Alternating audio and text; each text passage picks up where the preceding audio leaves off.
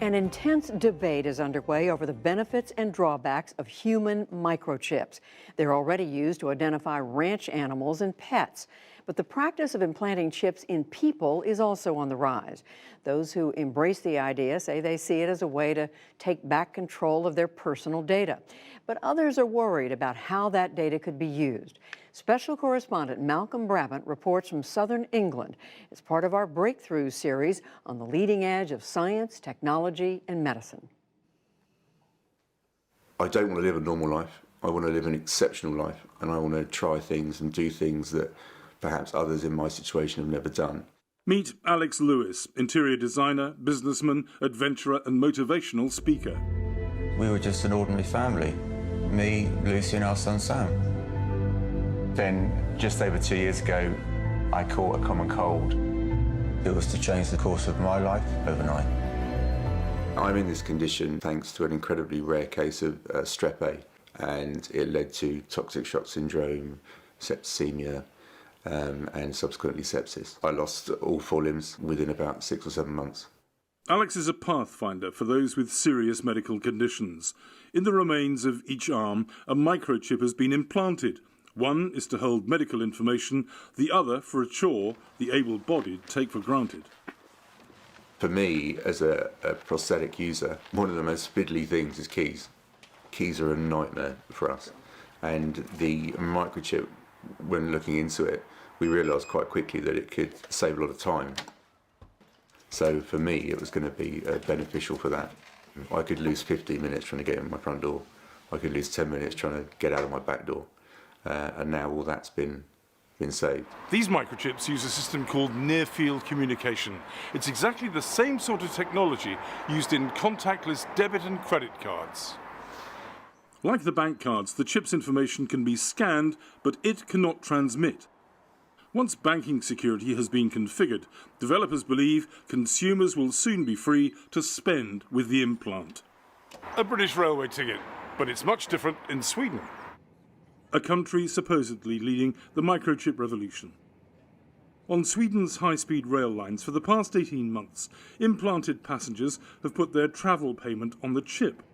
I think it's really good with a chip ticket. I love all companies that use the chip technology. But the rail company is stopping the experiment. The number of implanted passengers is relatively small, and it wants to pursue other forms of ticketing. This is not a setback, insists Sweden's microchip pioneer Johan Österlund, a former body piercer seen here giving a TED talk. We can do easier travel. We can do faster and safer payment. We can do something as mundane as opening a door. I mean, the opportunities are endless. Unfortunately, these innovators often don't think about the political ramifications. Gus Hussain is the executive director of Privacy International, a non-profit that challenges overreaching state and corporate surveillance. In today's world particularly, we have to imagine how governments and how ambitious politicians and even ambitious corporate executives will try to imagine putting this type of technology into you so that they can exploit your data and ultimately exploit you. I'm going to ask you to keep your hand just nice and relaxed like it is. IT student Kieran Anderson is being chipped by Dr. Jeff Watson, a consultant anaesthetist who's driving research into the medical benefits. The microchip's actually inside here, and there's a sort of introducer piece of plastic that will push it out once it's in. Okay, so this is the implant coming now. You'll feel a bit of pressure and a bit of a clunk. So you're now a cyborg. Welcome. Not too painful? No, that's fine. Kieran has a near-field communication microchip in his hand, and that can be used to store data, store information, his name, address, contact details, anything he chooses to put on there, blood type, allergies, basic medical information. The idea of everything being able to commute together excites me quite a lot. So, automatic payments and that sort of thing without you having to actually do anything. The idea of this chip is that it's not transmitting anything. It has to be actively read. You choose who can read it and when they can read it. I think that gives us a lot more personal control over our information than your mobile phone is giving away. But Privacy International's Gus Hussain is yet to be convinced. Already governments are keen to capture your fingerprints. They are keen to capture your iris scans, and they want to be able to do this at a distance so they can identify you as you walk through areas. They're doing facial recognition. These are all fallible technologies. They're hard to do well, but the idea that they could actually just embed you, it is the modern form of tattooing barcodes on people, and we've seen governments do that in the past. This is just the next generation.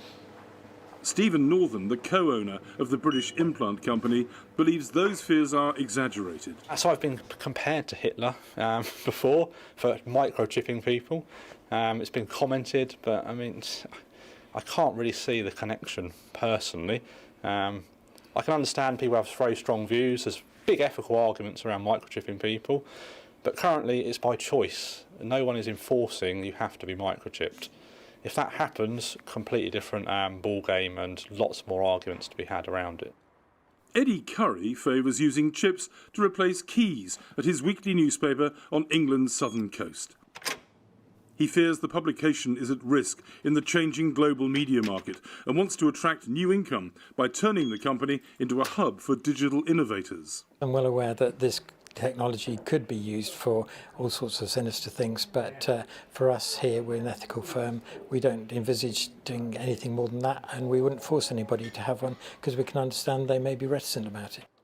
But the majority of staff have rejected the offer to be chipped. The benefits, of just being able to open a door wouldn't really be sufficient for me to have something implanted in my body. I haven't got any concerns because obviously this is quite a small company, and I don't think it will be abused here. I suppose somebody has got to be the trailblazer so that other people can see how it works. I don't want that to be me.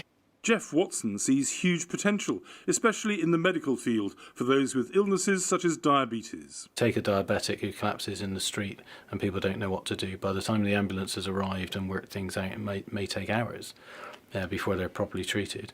Whereas a simple instruction read from the phone, my name is Joe Bloggs, please contact this number for my next of kin. I'm diabetic, please give me some sugar and it should make me feel better. Those kind of things could make life-changing advances for individuals. The chips can be read by scanners installed in the latest mobile phones. So how easy would it be for a hacker to steal the information from the implants used by Alex and others? Any technology is open to abuse, and anybody would be able to hack it. In order to hack these devices, it has to be held still for a period of time. At the moment, I think that takes about 3 to 4 hours to hack it. There we go, Lynn. Thanks very much. Thank you. Thank you. Alex's wife Lucy is not troubled by security concerns, but is looking forward to the second generation of chips. Alex travels overseas an awful lot.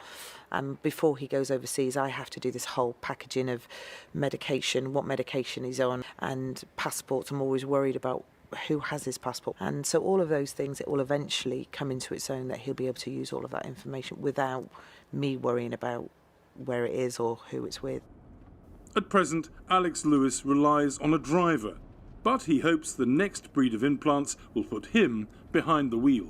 To be able to get into the car, to start it without any kind of key with the microchip to start the car would be fantastic. But it just opens up a bit more freedom for me. Privacy International's Gus Hussain insists he's not a Luddite, a person opposed to new technology.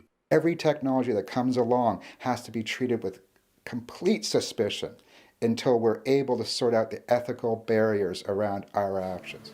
I live an incredible life, a life that I'm incredibly happy to be living. As this technology improves, the debate will intensify as to whether implants generate or diminish freedom, as well as the many shades of grey in between.